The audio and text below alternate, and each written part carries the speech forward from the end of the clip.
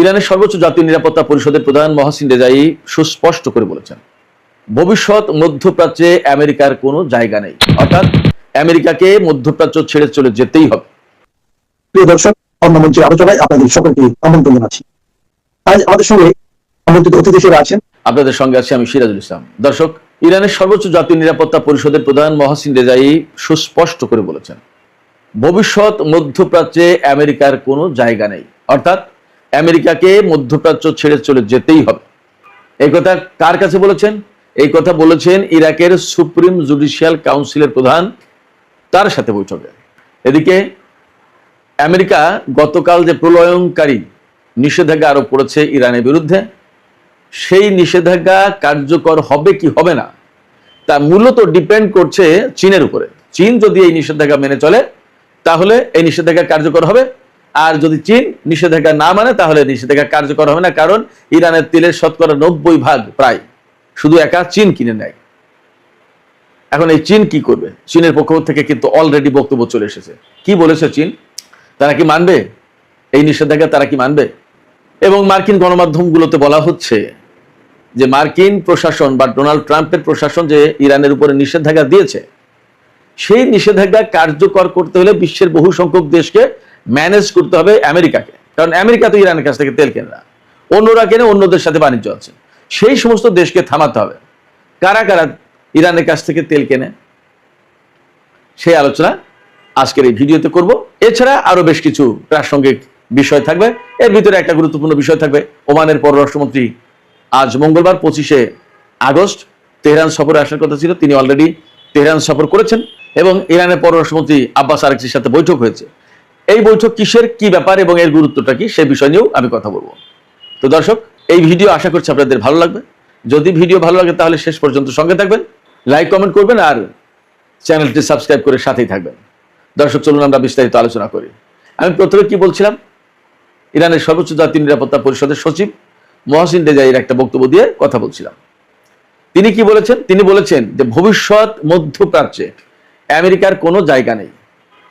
ভবিষ্যৎ মধ্যপ্রাচ্য বলতে এই যে আমেরিকা এবং ইসরায়েলের সাথে আমেরিকার যে যুদ্ধ চললো বা এখনো চলমান, এই যুদ্ধের পরে যে নতুন মধ্যপ্রাচ্য থাকবে, যে নতুন মধ্যপ্রাচ্য গড়ে উঠবে, সেই নতুন মধ্যপ্রাচ্যে আমেরিকার কোনো জায়গা নেই। ইরান বহু আগে থেকেই বলতো যে ভবিষ্যতে মধ্যপ্রাচ্যে আমেরিকার কোনো জায়গা থাকবে না।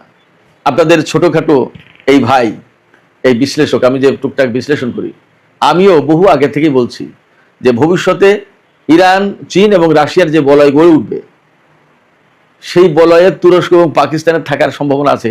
এটা 2014-15 সালের দিকে আমি কলাম লিখেছিলাম। আমার আগে বাংলা ভাষায় এই রকম পরিষ্কার করে কোনো কেউ এই কলাম লেখেনি, এবং সম্ভবত ইংরেজিতেও আমি যেভাবে লিখেছি ইংরেজিতেও সেভাবে লেখেনি। আমি তো বাংলায় লিখেছি, ইংরেজি কলাম যারা লিখেছে তারাও আমার মতো করে একদম সুস্পষ্ট করে ক্যাটাগরিক্যাল কোনো বক্তব্য দেয়নি। আমি এখানে বিশেষ কোনো ক্রেডিট নিতে চাচ্ছি না। আমি যেটা বলতে চাইছি সেটা হচ্ছে এই যে এই ফোরকাস্টগুলো আসলে করা যাচ্ছিল অনেকগুলো কারণে। ভেতরে ভেতরে ইরান শক্তিশালী হয়ে উঠছিল, প্রযুক্তিগত দিক দিয়ে অনেক আধুনিক হচ্ছিল, প্লাস মধ্যপ্রাচ্যে তার যে সহযোগী ফোর্সগুলো গড়ে উঠছিল, এগুলোও গুরুত্বপূর্ণ ছিল। এর পাশাপাশি রাশিয়া এবং চীনের ভেতরে একটা তাড়না ছিল যে এককেন্দ্রিক যে বিশ্ব ব্যবস্থা গড়ে তুলেছে আমেরিকা, এই বিশ্ব ব্যবস্থার বিপরীতে নতুন ধরনের যদি বিশ্ব ব্যবস্থা গড়ে না তোলা যায় তাহলে তারাও আমেরিকার প্রভাবে হারিয়ে যাবে, তারাও ভালো কিছু করতে পারবে না। আর ইরান তো সেই বিপ্লবের পর থেকে মার্কিন বিরোধী বা সাম্রাজ্যবাদ বিরোধী ভূমিকা নিয়ে তো এগিয়ে যাচ্ছিলই। ফলে এই তিনটি দেশের চিন্তা চেতনা অনেকটা মিলে গেল। বিশেষ করে 2010-এর পর থেকে ধীরে ধীরে যে সমস্ত পরিবর্তনগুলো ঘটছিল মধ্যপ্রাচ্য কেন্দ্রিক, ইরান কেন্দ্রিক, পরমাণু কর্মসূচি কেন্দ্রিক, সেই সব জায়গা থেকে মোটামুটি ধারণা করা যাচ্ছিল যে আস্তে আস্তে চীন, রাশিয়া এবং ইরানের মধ্যে সম্পর্ক বাড়ছে এবং এই সম্পর্ক এক পর্যায়ে গিয়ে কৌশলগত সম্পর্কে পরিণত হবে। এক পর্যায়ে এই সম্পর্ক অত্যন্ত ঘনিষ্ঠ মিত্র দেশ হিসেবে এই তিন দেশকে একটা বলয়ে আনবে এবং তখন মধ্যপ্রাচ্যে আমেরিকার জন্য থাকা কঠিন হবে, আমেরিকার পা রাখার জায়গা থাকবে না। আমি ঠিক এই ল্যাঙ্গুয়েজে বলেছি কলামগুলোতে যে ভবিষ্যতে ইরান, রাশিয়া এবং চীন যদি এক বলয়ে আসতে পারে, তে আমেরিকার পা রাখার জায়গা থাকবে না মধ্যপ্রাচ্যে, এবং সেই বলয়ে থাকবে আরো কারা। আমি তাও বলে দিই, তখন বলেছিলাম যে কাতার থাকতে পারে, সিরিয়া থাকতে পারে, তুরস্ক তো থাকবে এবং ইরাক থাকবে। সিরিয়া তুরস্কের কারণে হয়তো থাকবে যদি যে শেপ পাচ্ছে, কিন্তু আমার বক্তব্য ছিল বাশার আল আসাদ সিরিয়া। যাই হোক, সেখানে রাজনৈতিক পরিবর্তনের পরে এখন অনেক কিছু ঘটে গেছে, বাট দেখা যাক তুরস্ক, ইসরায়েল, সিরিয়া কেন্দ্রিক যে সমস্ত ঘটনাগুলো এখন ঘটছে, এই সমস্ত ঘটনাকে কেন্দ্র করে আসলে সেখানকার পরিস্থিতি কোন দিকে যায় আমরা অপেক্ষা করি। এই যে মধ্যপ্রাচ্যের যে ভবিষ্যৎ গড়ে উঠতে যাচ্ছে আমেরিকার সাথে যুদ্ধের শেষে, আজ না হোক কাল না হোক পরশু তো যুদ্ধ শেষ হবেই। যুদ্ধ শেষ হওয়ার পর এখানে আমেরিকার আগের যে মাতব্বরী যে প্রভাব প্রতিপত্তি ছিল এগুলো থাকবে না। এবং আমি আবারও বলি থাকবে না, এই কারণেই বলতে পারছি যে ইরান তার প্রভাব প্রতিপত্তির সামরিক সক্ষমতা নিয়ে তো বসে আছেই, পাশাপাশি আমেরিকার এই সামরিক শক্তির উপর যে মধ্যপ্রাচ্যের দেশগুলো নির্ভর করছে না তার বড় প্রমাণ আমি আবারও বলি মক্কা চুক্তি। মক্কা চুক্তির মানেই হচ্ছে যে আমেরিকা তোমার আর দরকার নেই, তোমার নিরাপত্তা ব্যবস্থা আমাদেরকে সেভ করতে পারেনি, প্লিজ গো, তুমি এখান থেকে যাও, আমরা আমাদের মতো করে দেখি। এবং ইরানের কাছে যে আঞ্চলিক নিরাপত্তার ব্যাপারে আলোচনার প্রস্তাব দেওয়া হয়েছে তুরস্ক, পাকিস্তান এবং সৌদি আরবের পক্ষ থেকে, এই প্রস্তাব নিয়ে যখন আলোচনায় বসবে ইরান তাদের সাথে, তখন কিন্তু অনেক আলাপ আলোচনা হয়ে যাবে। তখন মধ্যপ্রাচ্যের নতুন একটা রূপ ধারণ করবে এই আলোচনাগুলো যদি ইতিবাচকভাবে এগিয়ে যায়। আর এই মক্কা চুক্তি, আমি আবারও বলি, মক্কা চুক্তি যেটা হয়েছে, এই মক্কা চুক্তি যদি ঠিক স্বাভাবিকভাবে সুন্দরভাবে এগিয়ে যায়, তাহলে এই মক্কা চুক্তিকে কেন্দ্র করে শুধু মধ্যপ্রাচ্যের ভূ রাজনীতির সমীকরণ না, দক্ষিণ পূর্ব এশিয়ার রাজনীতির সমীকরণ পাল্টে যাবে এবং তার সূত্র ধরে বিশ্বের অনেক কিছু পরিবর্তন হয়ে যাবে। এটা অনেক বড় ব্যাপার। তো এই সমস্ত যে বড় বড় পরিবর্তনগুলো ঘটবে, এই বড় বড় পরিবর্তনগুলো ঘটার পেছনে এই ইরানের সাথে আমেরিকা এবং ইসরায়েলের যুদ্ধ এবং এখানে আমেরিকা আর ইসরায়েলের পরাজয়ের প্রশ্ন। তারা যদি চূড়ান্তভাবে পরাজিত হয়, তারা যদি এখান থেকে চলে যায়, অর্থাৎ আমেরিকা বিশেষ করে, তাহলে একদম সমস্ত সবকিছু পরিকল্পিত উপায়ে দ্রুত ঘটে যাবে। সেই জন্য মহসিন রেজাই বলছেন যে ভবিষ্যৎ মধ্যপ্রাচ্যে আমেরিকার কোনো স্থান নেই, সেখানে বরং ইরান আর ইরাক বিশেষ ঘনিষ্ঠ বন্ধু হবে এবং এই দুটো শক্তি কিন্তু একটা গুরুত্বপূর্ণ ফ্যাক্টর হয়ে দাঁড়াবে। যেমন তুরস্ক, সৌদি আরব আর পাকিস্তান একটা ত্রিপক্ষী চুক্তি করলো, ইরাক, ইরান বা আরো কেউ কেউ মিলে কিন্তু এরকম চুক্তি করলেও করতে পারে, কিছু বলা যায় না।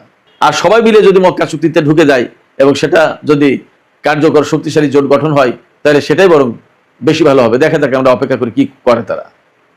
এদিকে আমেরিকার পক্ষ থেকে গতকাল, অর্থাৎ বাংলাদেশ টাইম গতকাল সোমবার, যে প্রলয়ঙ্কারী নিষেধাজ্ঞা আরোপ করা হয়েছে ইরানের বিরুদ্ধে, আমেরিকা যেভাবে দাবি করছে তাতে অনেকগুলো ব্যাপার এসে গেছে। মার্কিন অর্থমন্ত্রী স্কট বেসেন্ট তিনি বলেছেন, তিনি অনেকটা হুমকি দিয়ে বলেছেন যে এখন বিশ্বকে সিদ্ধান্ত নিতে হবে যে তারাই আমেরিকার পক্ষে নাকি ইরানের পক্ষে, অর্থাৎ হয় আমেরিকাকে বেছে নাও, না হয় ইরানকে বেছে নাও। তার মানে এখন আমেরিকার সামনে একমাত্র প্রধান শক্তি হচ্ছে বা প্রধান প্রতিদ্বন্দ্বী হচ্ছে ইরান। আপনারা কৌশলগত বিষয়টা বুঝতে পারছেন, খেয়াল করছেন কোথায় গেছে? আমেরিকার সামনে এই মুহূর্তে মূল প্রতিদ্বন্দ্বী ইরান। তোমরা হয় ইরানের পক্ষে নইলে আমার পক্ষে। এই জায়গাটাই কে কি ভাববে, কে কি করবে। একটা সময় এটা নিয়ে খুব বিব্রত হওয়ার একটা ব্যাপার ছিল, কিন্তু এখন চীন কোনো বিব্রত বোধ করছে না।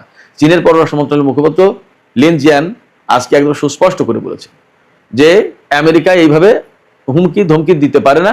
আমেরিকা এককভাবে, একতরফাভাবে কোনো দেশের উপর নিষেধাজ্ঞা আরোপ করতে পারে না, এটা জাতিসংঘ বা আন্তর্জাতিক আইনের খেলাপ। ফলে চীন আমেরিকার এই নিষেধাজ্ঞা মেনে চলতে বাধ্য নয়। তিনি একদম সুস্পষ্ট করে বলেছেন চীন তার জাতীয় স্বার্থ এবং তার নিরাপত্তা রক্ষার জন্য প্রয়োজনে যে পদক্ষেপ নিতে হয় তাই নেওয়া হবে। তার মানে চীন আমেরিকার এই নিষেধাজ্ঞা মানবে না, একদম সাফ গল্প। এখন এইরকম জায়গা থেকেই আমেরিকার গণমাধ্যমগুলো বলছে যে ডোনাল্ড ট্রাম্পের এই নিষেধাজ্ঞা কার্যকর হবে তখনই যখন বিশ্বের অন্যান্য দেশ সহযোগিতা করবে, কোঅপারেট করবে এবং এই নিষেধাজ্ঞা ইমপ্লিমেন্ট, বাস্তবায়ন করার চেষ্টা করবে। তো এখন সেই জায়গায় প্রশ্ন আছে যে কোন কোন দেশ ইরানের কাছ থেকে মূলত তেল কেনে। তাতে একদম সবার আগে চীন। চীনের বিভিন্ন ফ্যাক্টরি, রিফাইনারি কোম্পানিগুলো ইরান থেকে প্রায় 80 থেকে 90% তেল কিনে নেয়। ইরানের কাছ থেকে এই তেল কিনে নেওয়ার ফলে যা হচ্ছে, ইরানের ম্যাক্সিমাম তেল তো বিক্রি হয়ে গেল।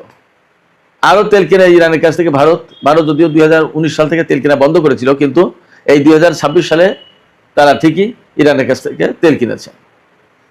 এরপরে শ্যাডো ফ্লিটের মাধ্যমে ইরান বিশেষ করে বিভিন্ন সময় তেল বিক্রি করে থাকে এবং এই শ্যাডো ফ্লিট থেকেও বিভিন্ন দেশ তেল কিনে থাকে। তার ভিতরে চীন প্রধানত তেল কিনে থাকে। চীনের শ্যানডং বন্দরের কাছে ওখানে জাহাজ ভিড়ায় শ্যাডো ফ্লিট, অর্থাৎ তাতে নাম পরিচয় থাকে না এই জাহাজ, এবং ওখান থেকে সরাসরি ডলার হয়তো হাতে হাতেই পেয়ে যায়, যার কারণে ইরানের এই ডলার পেতে ঝামেলা হয় না। যতদূর জানি বা বুঝি যে বিশ্বের বিভিন্ন দেশ, ওই এলাকার বেশ কয়েকটা দেশ ইরানের কাছ থেকে তেল কেনে, আর যদি নাও কেনে, শুধু একা চীন কেনে, সেটাই যথেষ্ট। ফলে ইরানের উপর যে নিষেধাজ্ঞা দিয়েছে, এই নিষেধাজ্ঞা দিয়ে কোনোভাবেই ঠেকানো যাবে না। সুপ্রিয় দর্শক, আমি আজকের আলোচনার শেষের দিকে ওমানের পররাষ্ট্রমন্ত্রী বদর আল বুসাইদির তেহরান সফর সম্পর্কে একটু কথা বলি। বদর আল বুসাইদি আগেই ঘোষণা দিয়েছিলেন এবং আজকে তিনি ইরান সফর করেছেন। এরই মধ্যে ইরানের পররাষ্ট্রমন্ত্রী আব্বাস আরাগচির সাথে তিনি বৈঠক করেছেন। এই বৈঠকে কি নিয়ে আলাপ হয়েছে একদম পরিষ্কার পয়েন্ট টু পয়েন্ট না জানা গেলেও মূল আলোচনার বিষয়বস্তু ছিল হরমুজ প্রণালী। হরমুজ প্রণালী নিয়ে কি আলোচনা? হরমুজ প্রণালী নিয়ে আলোচনা এই সময় মূলত দুই রকমের। একরকম হচ্ছে যে হরমুজ প্রণালী ব্লকেট দিয়ে রেখেছে আমেরিকা, ইরানের কোনো জাহাজ ঢুকতেও পারবে না, বেরো হতে পারবে না। তাহলে ইরান এই নিষেধাজ্ঞা মানবে কিনা, এটা একটা প্রশ্ন। আর এই ব্লকেটের বিরুদ্ধে ইরান কি করবে, সেটা একটা প্রশ্ন। আর একটা গুরুত্বপূর্ণ প্রশ্ন হচ্ছে যে হরমুজ প্রণালীতে ঢোকার এবং বের হওয়ার কয়েকটা রুট আছে, ইরানের কোল দিয়ে, মাঝখান দিয়ে এবং ওমান উপকূল দিয়ে। কারণ ওমান উপকূল দিয়ে যদি আমেরিকা ইসরায়েলের জাহাজ চলাচল করে আর ওমান যদি সেটা ঠেকাতে না পারে, তাহলে তো ইরান এবং ওমান মিললে বহুদিন ধরে যে পরিকল্পনা করছে সেই পরিকল্পনা বাস্তবায়ন করা সম্ভব না। তাহলে কি করা? সেই জায়গায় ইরানকে বৃহত্তর ভূমিকা পালন করতে দেবে কিনা ওমান, সেটা হয়তো আলাপ আলোচনায় আসতে পারে। এছাড়া হরমুজ প্রণালীতে আরো কিছু ব্যাপার আছে, যেমন হরমুজ প্রণালী দিয়ে যে সমস্ত জাহাজ চলাচল করবে তাদের কাছ থেকে টোল বা ফি আদায় করতে হবে, এটা ইরানের পরিকল্পনা। তাহলে সেই টোল বা ফি আদায় করা, ওমানের একটা সমর্থন, ওমানের যুক্ত থাকার প্রশ্ন আছে। তারা কিভাবে থাকবে, কিভাবে সহযোগিতা করবে, এটা একটা ব্যাপার। আবার আরেকটা ব্যাপার আছে যে এই যে টোল আদায় হবে, সেই টোল ইরান কত পার্সেন্ট দেবে, ওমান কত পার্সেন্ট দেবে, এর অনেক কিছু ব্যাপার কিন্তু আছে। এই সমস্ত নানা বিষয়ে নিশ্চয়ই ওমানের পররাষ্ট্রমন্ত্রীর সাথে ইরানের পররাষ্ট্রমন্ত্রীর আলাপ হয়েছে। এবং এরই মধ্যে যেহেতু ইরান এবং ওমানের ভেতরে হরমুজ প্রণালী কেন্দ্রিক চুক্তি চূড়ান্ত হয়েছে বলে জানা যাচ্ছে, তাহলে সেই চুক্তি কবে থেকে বাস্তবায়ন করা হবে এবং আমেরিকা যে ব্লকের সৃষ্টি করে রেখেছে, এই জায়গায় যদি আমেরিকার বিরুদ্ধে যদি এই সময় ইরানকে যুদ্ধ করতে হয়, তাহলে ওমানের ভূমিকা কি হবে, অনেক কিছু ব্যাপার আছে। এই সমস্ত বিষয় নিয়ে আলাপ আলোচনা করে একটা পর্যায়ে যাওয়ার চেষ্টা করছে দুই দেশ, এটা আমরা মোটামুটি বুঝতে পারছি। এখন এই দুই দেশের আলাপ আলোচনা কতটুকু সফল হলো এবং তারা কি ধরনের অবস্থান নিচ্ছে, তার উপরে কিন্তু হরমুজ প্রণালীর অনেক কিছু নির্ভর করছে। হরমুজ প্রণালীর পরিস্থিতি, মধ্যপ্রাচ্যের সামগ্রিক পরিস্থিতি আসলে কি হতে যাচ্ছে তা হয়তো আগামী কিছুদিনের ভেতরেই পরিষ্কার হবে। আমরা ততক্ষণ পর্যন্ত অপেক্ষায় থাকি। সুপ্রিয় দর্শক, এখনকার আলোচনা এখানে শেষ করছি। আলোচনা শেষ করার আগে আপনাদের কাছে জানতে চাই, চীন ঘোষণা দিয়েছে সুস্পষ্টভাবে যে তারাই আমেরিকার নিষেধাজ্ঞা মানবে না। তারা কি তাদের এই অবস্থানে টিকে থাকতে পারবে, নাকি মার্কিন চাপের কাছে তারা একসময় নতি স্বীকার করবে? আর ইরান যে বলছে ভবিষ্যৎ মধ্যপ্রাচ্যে আমেরিকার জায়গা নেই, তার মানে মধ্যপ্রাচ্য থেকে আমেরিকাকে চলে যেতে হবে, তাড়িয়ে দেবে।